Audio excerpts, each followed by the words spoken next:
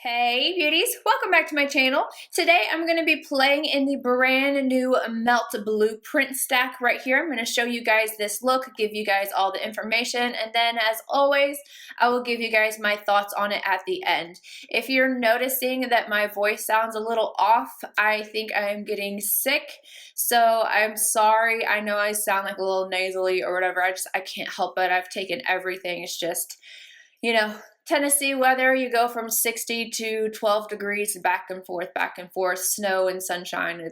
Yeah, this is what happens to me. But anywho, back into the stack. So first off, I want to mention that this packaging right here is a limited edition. I love the box on this so much that I'm going to keep it. It's almost like that NARS kind of texture on it. And then matte metallic blue. It is so beautiful. And then the actual stack, instead of it being black, it is blue as well. These I think are still available in the singles. There is an entire collection that has like the liquid lipsticks and whatnot. That is no longer in the blue, I don't believe. I think you can only get it in black, but I think you can still get this in the blue as of right this second. The packaging on this is the only thing that is limited edition, so you'll still be able to get the colors even if you don't get the blue packaging. Now let me go ahead and open this guy up so you guys can see what it looks like. The first one, typical, you've got a mirror, and then we have something a little bit different. Instead of having the full-size pan, we have split pans this time, so you're getting more shades in the stack. You're getting 1, 2, 3, 4, so 8 different eyeshadows instead of just 4. The first one right here is a dark matte blue and a dark metallic blue, and then the second one right here is a really light aqua teal blue, and then another, I don't know what kind of sky, it's deeper than sky blue, but I'm going to go ahead and show you guys the swatches of these 4 because these are the blues and the other ones are the browns, so I'm going to keep them together so you guys can see. So I have swatched first Skylight, Deadbolt, and then King Stud and Dim Out. The next 2 split pans are in the browns family or coppers. So we have 2 metallic shades right here, which are Beaming and Hot Wire. And then this guy here is the last one. So we have a matte dark shade and then another metallic, which is Hammered and Nailed. So let me go ahead and show you guys the swatches for this.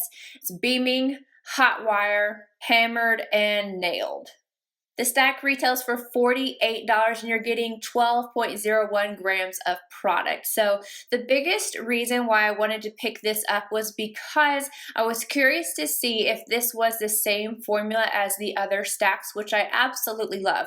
I love the Melt stack formula so much, but I was kind of disappointed in the Gemini palette. So I wanted to see if, because these are now duos, if it ended up being more along the lines of the palette formula or the stack formula. So what I'm going to do is go ahead and get into this eye look. I'm going to show you, and then I will get into my thoughts on the palette or the stack. I'm first taking the shade Hammered on my Sonia G Crease 2, and I am placing that on the very outer corner. As you can see, this is super pigmented, so I'm tapping that into place and then slowly kind of working it up into the crease, and then I'm going to start using circular motions very slowly on the outer part of the eye first to start blending it upwards before I start taking it into the inner portion of the crease, because I want the least amount of product on my brush before I try to go into the inner part so there's not too much color. But I'm using this as my transition shade, and I'm going to take one more application to the outer corner just because I want this to be super intense there. Next, I'm going in with a shade right beside it, Nailed, on a W21 Esom brush, and I'm packing that all over the lid, going all the way up to the crease, and then tapping over the last shade that we put down just so we get a nice blend, and I'm leaving an inner portion of the corner of the eye open.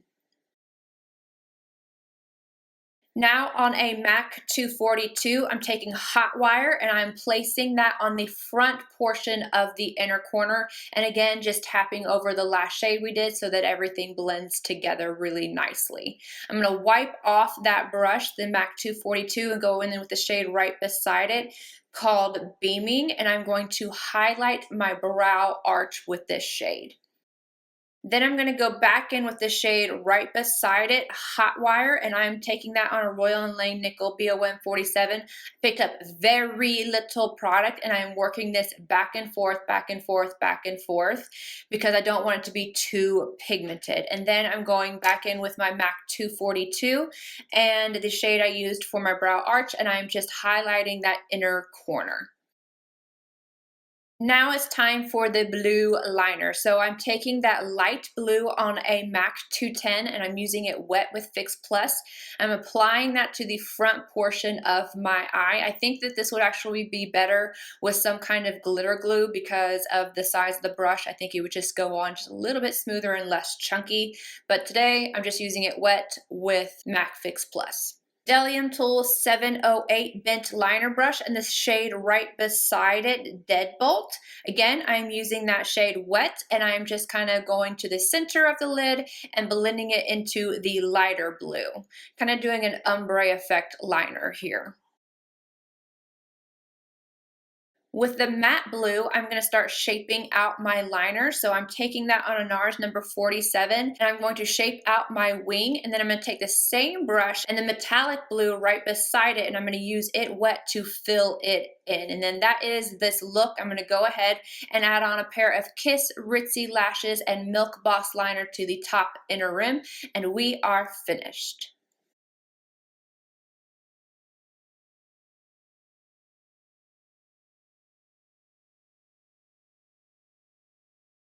Now for my thoughts on the stack. So I wouldn't call this the formula of the palette because I think that one was a little dustier. Felt like you had to build it up just a little bit more, and that one shade was like it would come off in like sheets. This one doesn't do that, but it is not the same formula as the stack either, the original stack. So it's kind of in between.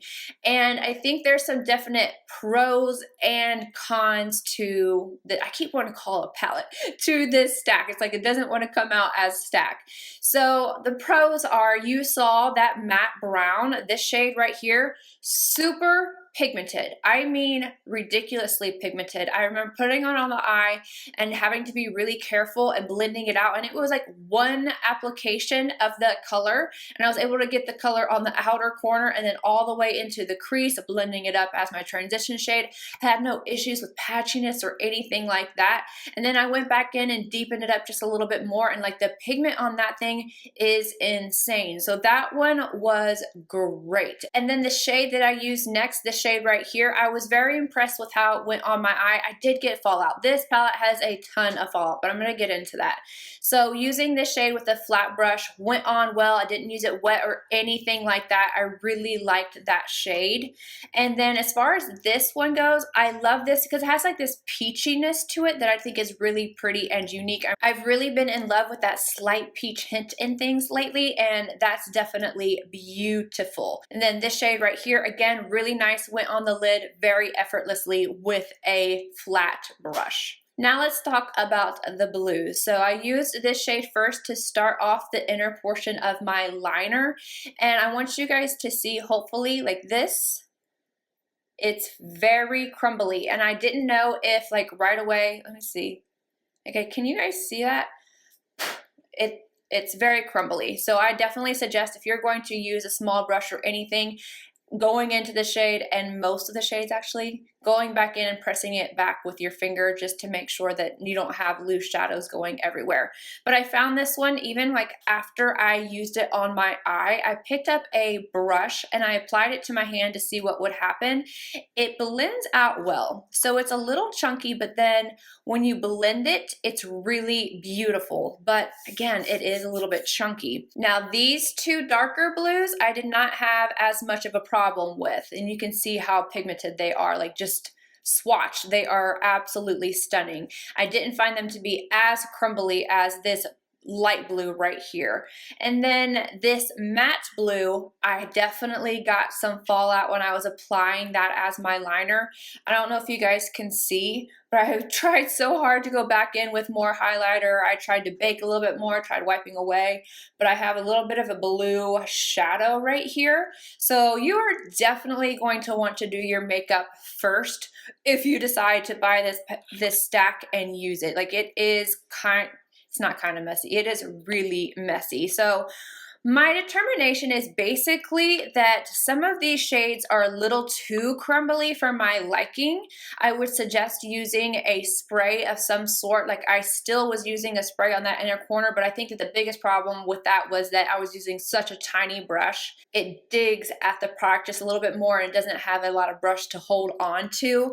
But these are crumbly, you guys. I like the formula because it goes onto the eye so well and it's so vibrant, but I don't like the formula because it is so crumbly and so messy. Like it is extremely messy. I'm kind of disappointed in the amount of fallout because usually I don't care about fallout, but if it stains underneath my eyes or it's excessive, it's a little bit annoying. And I would definitely put this stack in that extreme category. So my final verdict on this is kind of 50-50. I love the way it looks on my eyes. I love the pigmentation. I love the payoff. I hate the amount of fallout. I hate the crumbliness of this, but I do, like I said, I do like it on my eyes. I would say stay far away if you're somebody who always does your eye makeup first. I, on a typical basis, like if I'm not filming, I will do my eyes first, so it doesn't bother me that badly. If you dig a little bit too much into these with your brush, especially this shade right here, you're going to basically lose product, so keep that in mind, and please just use that trick that I just said. You're gonna have a lot of pickup in the pan, so just press it back down so that you're not losing the product. Again, I want to reiterate that I am very 50-50 on this. I do not think that you should just go run out and buy it. It's not an absolute must, but I do think that it's pretty. I would suggest watching several reviews because I think a lot of people are going to have an issue with the crumbliness of this. So find somebody who works with shadows the same way that you do, or maybe uses the same brushes, or if you think the colors are worth it to you to learn to work with it, then I do think it's a pretty stack. So let me know what you guys think down below, and I will see you guys in my next video. Bye guys.